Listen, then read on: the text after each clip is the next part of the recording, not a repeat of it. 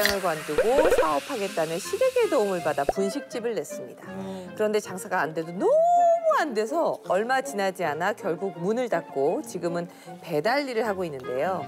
그런데 어느 날 시댁에서 남편이 밥을 먹던 중 시어머니에게 대뜸 엄마, 나 이번에 진짜 대박 아이템 떠올랐어. 탕후루 사업인데 나 해볼래. 엄마, 돈 좀 빌려줘.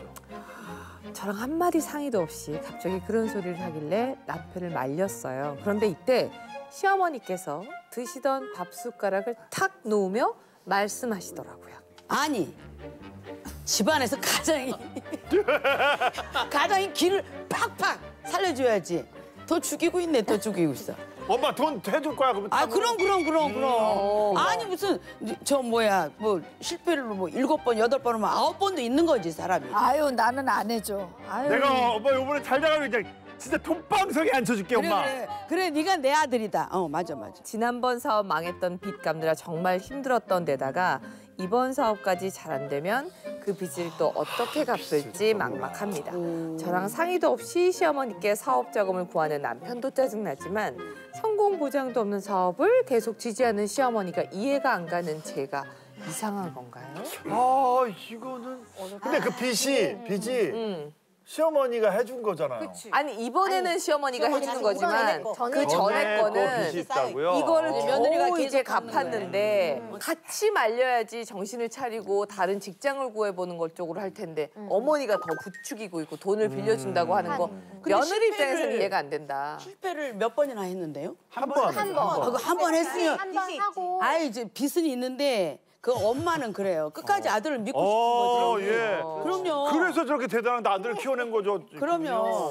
못 먹어도 거야. 아유, 예. 그럼요. 내 아들이 누군데?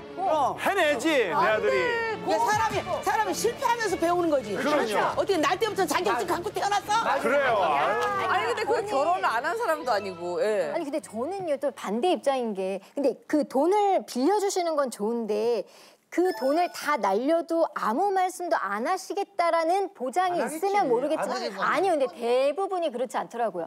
빚을 있는 상태에서 부모님이 또 도와주신 거잖아요. 근데 사실 사업이라는 게 잘 된다는 보장은 없어요. 잘 되면 너무 감사하지만 안 될 경우도 생각을 해야 되잖아요. 근데 왜 모두 다 실패할 거라고 생각하는 거야? 아니 근데 그것도 왜 성공할 영리하는 거라고 거야. 생각하는 거야? 그러니까 또. 만약의 경우를 생각해서 그것도 생각해야 되는데 모두가 하는 보통 어머님들은 내 아들을 믿으니까 그냥 무조건 잘 될 거라고 생각을 하시고 투자를 해주세요. 근데 만약에 안 되잖아요. 그러면 이 뒷감당을 어떻게 할 거냐. 네. 근데 저 같은 경우는 살짝 그런 일이 좀 있었어요. 네. 실사례자세요? 네. 예. 그러니까 이제 어떤 일이냐면 신랑이 이제 결혼을 해가지고 이렇게 있다가 좀 이제 회사가 좀 마음에 안 들어가지고 그만뒀어요. 한 6개월 만에.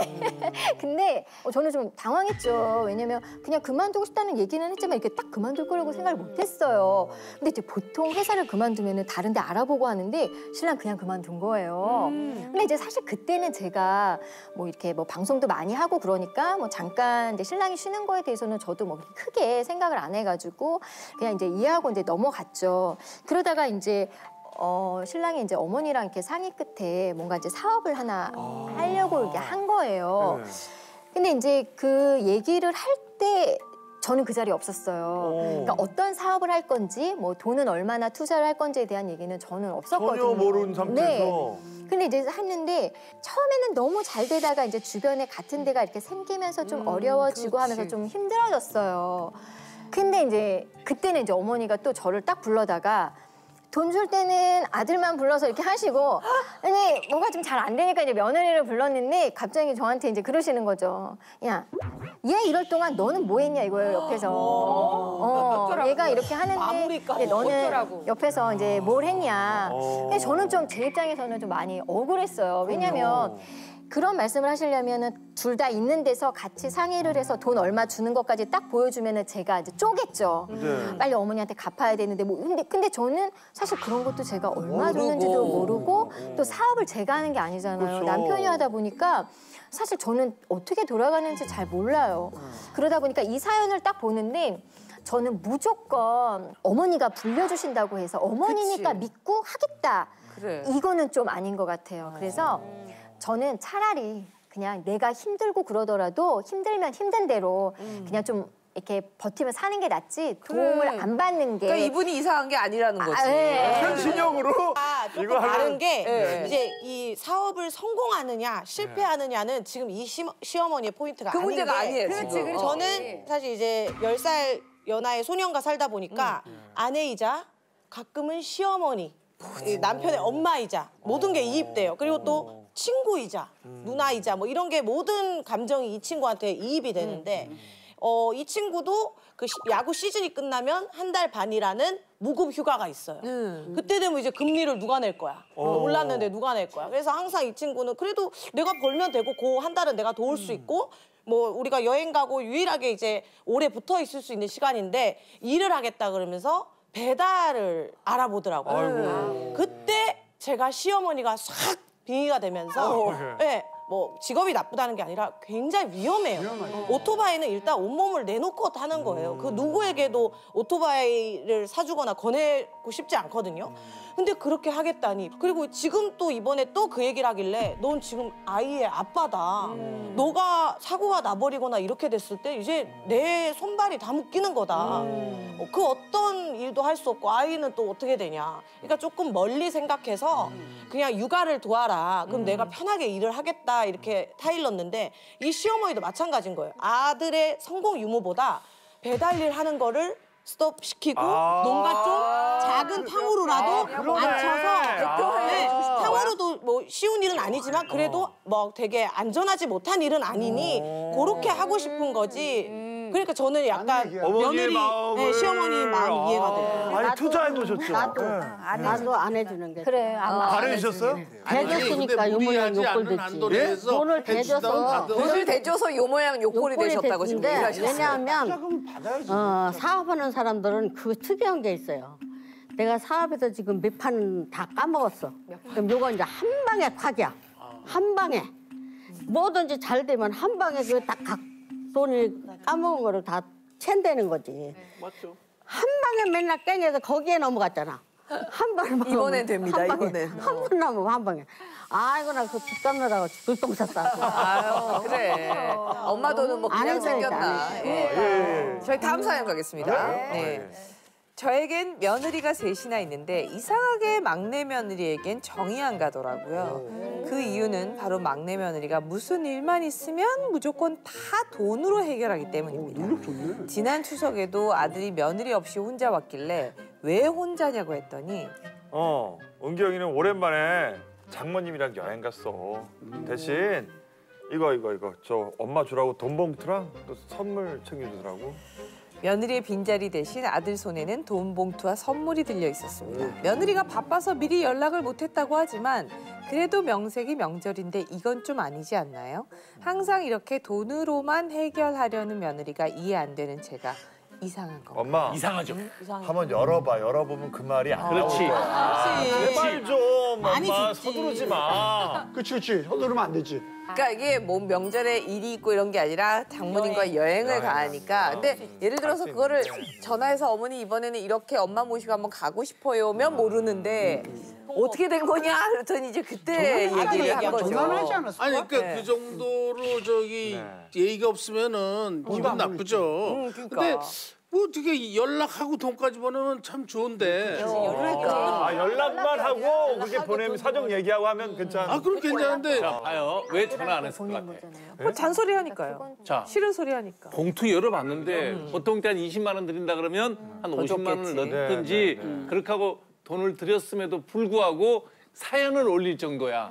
이거 만약에 사전에 전화했으면 온갖 소리 다 들어야 돼. 여행 그러니 못 가요. 어차피 얻어먹으려고 네가 혼자 가서 듣고 와라. 못 먹게. 자기가 다 카바 쳐줘. 자기가 독박 써. 뭐 이거 아니야 지금. 그렇잖아. 나도 며느리가 가는 걸 나도 되게 좋아하는 사람 중에 한 사람이고 그렇게 되는 한 사람인데 돈을 준비하고 선물을 준비했다는 건 어느 정도 예를 아는 여자야. 아는 여자. 그리고 그렇게 아는 여자가 형 말대로 전화를 안 했겠어요? 안 해도 안 했다 치면 그만큼 그 스트레스 받으니까 안 했을 수도 있어. 내가 2023년 바빠가지고 명절이고 명절 모든 날에 처갓집 한 번도 가본 적이 없어요. 그런데 내가 전화를 다 보냈지? 드렸어. 어머니 요번에 제가 외국 가니까 이해하세요. 제가 경숙이 편으로 제가 보내드렸어요. 그러니까 우리 장모님은 늘 좋게 얘기해줘. 근데 내가 와이프한테 내가 돈을 줘요. 그러면 우리 와이프는 사실 내가 안 가는 게 더 좋은가 봐. 돈을 주니까 좋아하더라고. 그럼 그게 내가 아내한테만 사랑받으면 됐지 굳이 내 장모님까지 사랑받을 필요가 있어. 그 며느리도 내가 남편한테 사랑받으면 됐지 내가 굳이 시어머니까지 사랑받을 필요 없다고 봐요. 근데 우리 장모님은 나를 되게 이뻐해주고 저는 아프지 않게 잘 갔다 와 이렇게 얘기해서 너무 고마운데 나는 이 며느리 행동이 난 잘못됐다고 보지. 최영림 씨 평소에 기존과 다른 거야 이게. 어른한테 그러면 안 된다고 그러지 않았었어요. 왜 그러냐면 이 며느리가 집에 있으면서 안 가면 잘못됐지만 자기도 친정 엄마잖아. 엄마잖아. 아니 근데 이게 한 번만 그런 게 아니라 매번 매번 무슨 일만 매번 그러면 예의가 아니지. 매번 어쩌다 한 번 그러는 건 충분히 이해하는데 매번 그런다면 그건 예의가 돈 아니지. 주자 돈. 넌 돈 너무 밝힌다.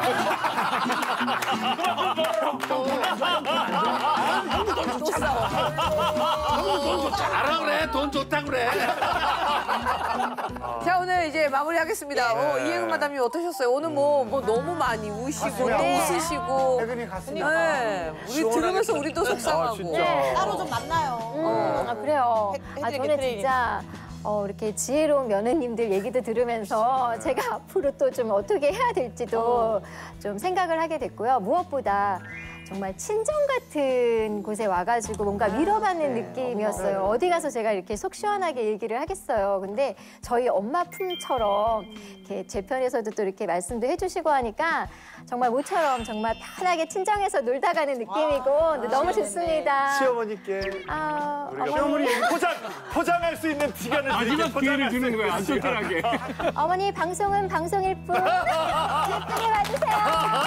아직까지 구독과 좋아요 안 누르셨어요? 지금 당장 눌러주세요.